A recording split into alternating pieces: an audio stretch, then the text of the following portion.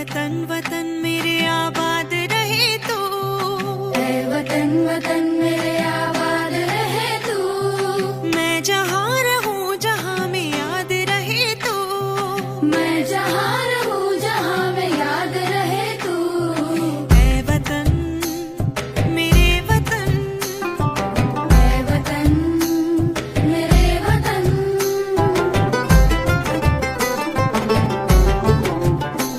तू ही मेरी मंजिल है पहचान तुझी से, तू ही मेरी मंजिल है पहचान तुझी से। पहुँचूं मैं जहाँ भी मेरी बुनियाद रहे तू, पहुँचूं मैं जहाँ भी मेरी बुनियाद रहे तू। ऐ वतन मेरे वतन, ऐ वतन मेरे वतन।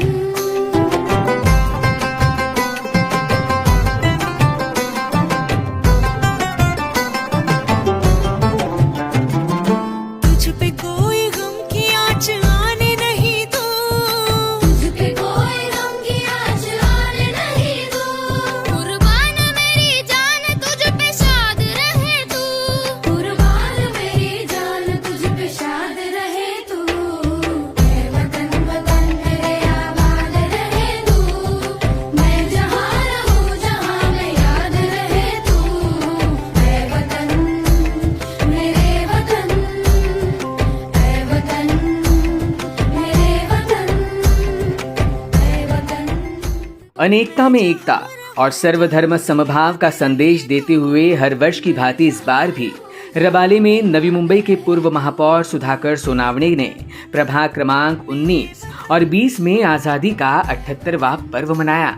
इस बार भी विभाग में मौजूद मस्जिद, वाल्मीकि मंदिर, भीमनगर पुतला क्रमांक 2, दुर्गा मंदिर, मान्यवर कांशीराम हिंदी विद्यालय और अंत में राजर्षि छत्रपति शाहू महाराज विद्यालय में पूर्व महापौर सुधाकर सोनावणे ने ध्वजारोहण कर हर एक में देशभक्ति का बीज बोने का अद्भुत काम किया। जहां पूर्व नगर सेविका रंजना सोनावणे, पूर्व नगर सेविका डॉक्टर गौतमी सोनावणे, प्राचार्य, शिक्षक, छात्र और हर कौम से जुड़े नागरिक बड़ी संख्या में उपस्थित थे। मौका आजादी के पर्व का था, इसलिए मान्यवर कांशीराम हिंदी विद्यालय में छात्रों द्वारा रंगारंग कार्यक्रम की प्रस्तुति के साथ ही कुछ छात्रों ने देशभक्ति पर शानदार और रोमांचक भाषण भी दिए, जिनमें कुछ बच्चे देश के लिए बलिदान देने वाले शूरवीरों और क्रांतिकारियों के त्याग पर संबोधन के दौरान भावुक भी होते दिखाई दिए। इस अवसर पर अपनी भावनाएं व्यक्त करते हुए पूर्व महापौर सुधाकर सोनावणे ने सभी को स्वतंत्रता दिवस की शुभकामनाएं दी।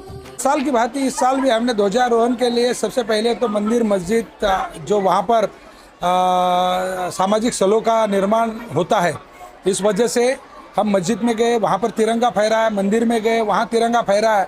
लेकिन जाने के बाद हमने यही कहा कि देश को एक स्वतंत्रता दिलाने के लिए जिन लोगों ने प्राणों की आहुति दी है उनको याद करना चाहिए और हमारे देश को किसी भी प्रकार जात, धर्म, प्रांत और इसके ऊपर बांटा नहीं जा सकता है।